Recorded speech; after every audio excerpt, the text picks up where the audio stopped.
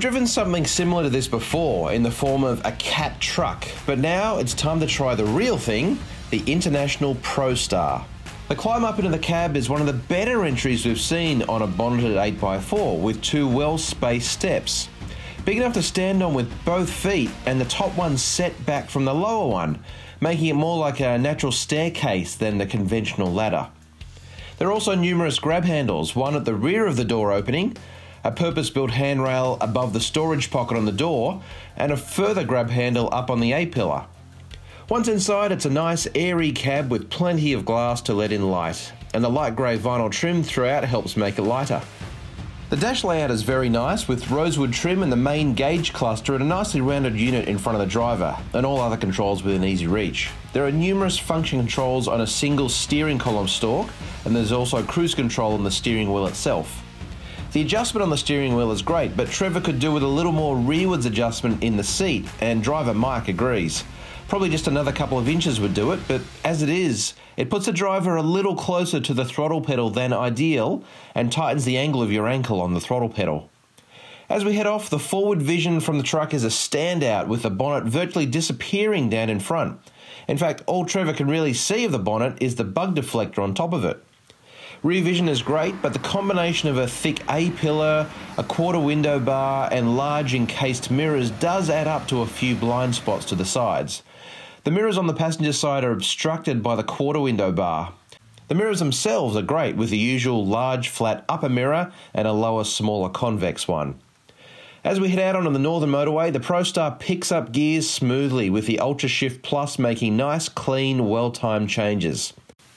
It's a breeze of a drive up past Pilhoy, and it's not until Shedwe's Hill that we get to experience the engine and AMT working together on our first real climb.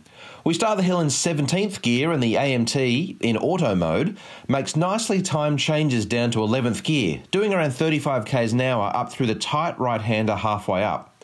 From there, the climb eases and we pick up another gear, which we hold up and over the top. Its three-stage retarded delivers a maximum of 600 horsepower, and it holds well. Until close to the bottom, Trevor flicks the Ultra Shift Plus back into auto and touches the throttle, immediately bringing it straight back up to 18th gear for the run off the hill. There's a similar experience with the hill at Dome Valley. The transmission makes changes very intuitively, much as you would if you were driving it manually.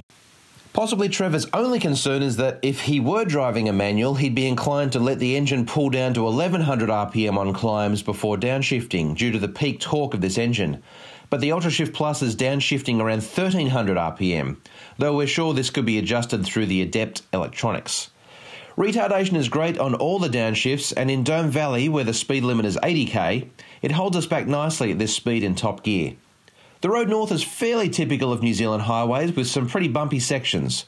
While there is a bit of bounce up through the cab, it's a very comfortable ride. We're certainly not getting knocked around, and the Grumag air-suspended driver's seat gives good support and further isolates the bumps. It also has very good adjustment for both lumbar support and cushioned extension. Noise levels are up a bit in the cab, with the Cummins tucked in under the front floor of the cab, delivering a noticeable exhaust rumble, but it's nothing too major. A conversation is still possible without raised voices. Steering feels very good given the bumpy road surface.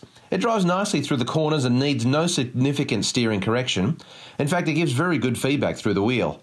We do encounter one little hitch with the Ultra Shift Plus near the top of the passing lane on the hill just south of Kaiwaka. We're pulling up there in 11th gear, and the AMT should be able to hold this gear over the top, but suddenly it starts going in and out of 11th gear 3 times, then picking up 8th and quickly upshifting 1 gear at a time back up to 11th. We're not sure what caused it, but it could also be something that can be checked and corrected in the ADEPT system. We storm up the Brindawinds with no issues at all, the Ultra Shift changing nicely and the Cummins X15 pulling great in 11th gear again. Even the tight corners don't slow our climb, and the positive steering gives a nice steady feel. At the summit, it's time to give Mike his truck back for the run into Whangarei. It's the end of our test, all too soon. It's a nice truck to drive, and it stands up well against many of the 8x4 bonneted trucks currently on offer.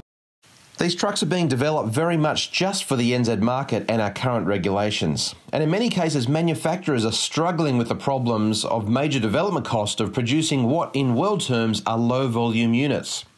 The result is that much of the engineering is being done here in New Zealand.